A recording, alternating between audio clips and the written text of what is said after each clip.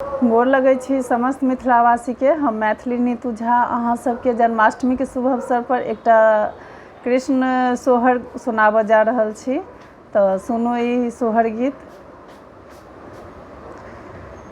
देवकी के कोखी जनम लेल जग के पालक हे।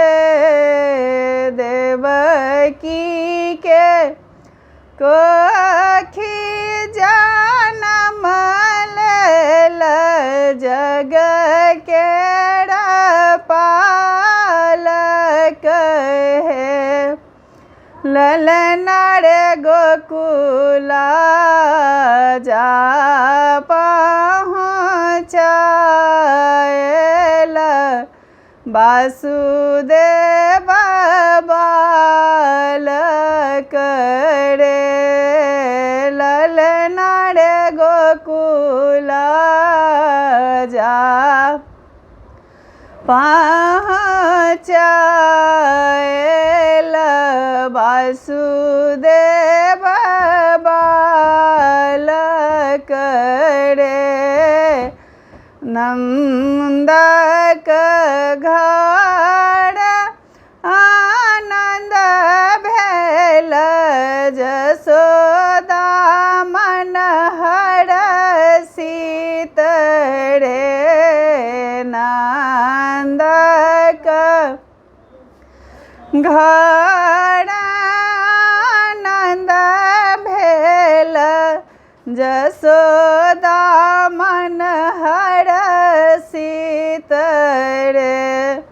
ललना रे सगर नगर भेल सोरकी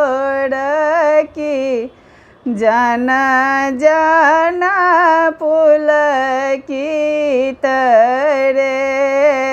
ललना रे सगर नगर भेल सोरकी जन जन पुलकित रे।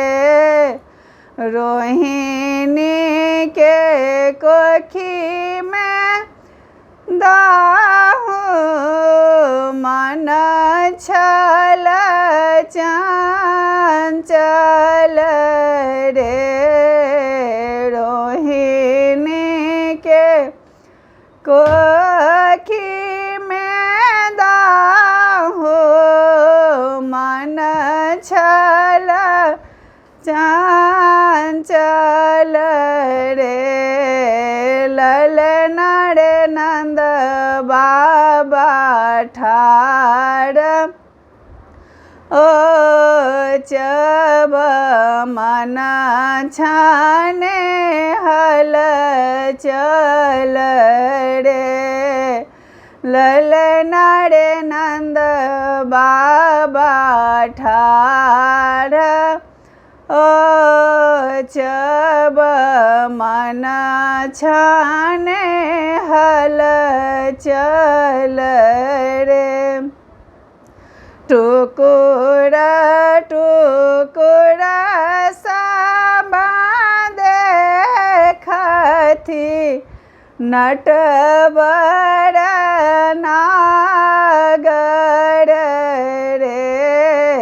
टुकुर टुकुर सब देखथि नटवर नागर रे। ललना रे लीलाधर अवतारी की करुणा के सागर रे।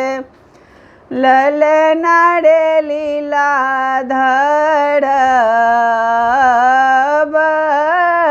अवतार के करुणा के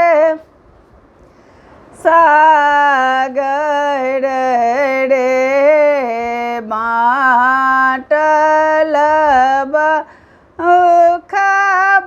बधाइया सोहर गौल रे बाटल खूब बधाइया की सो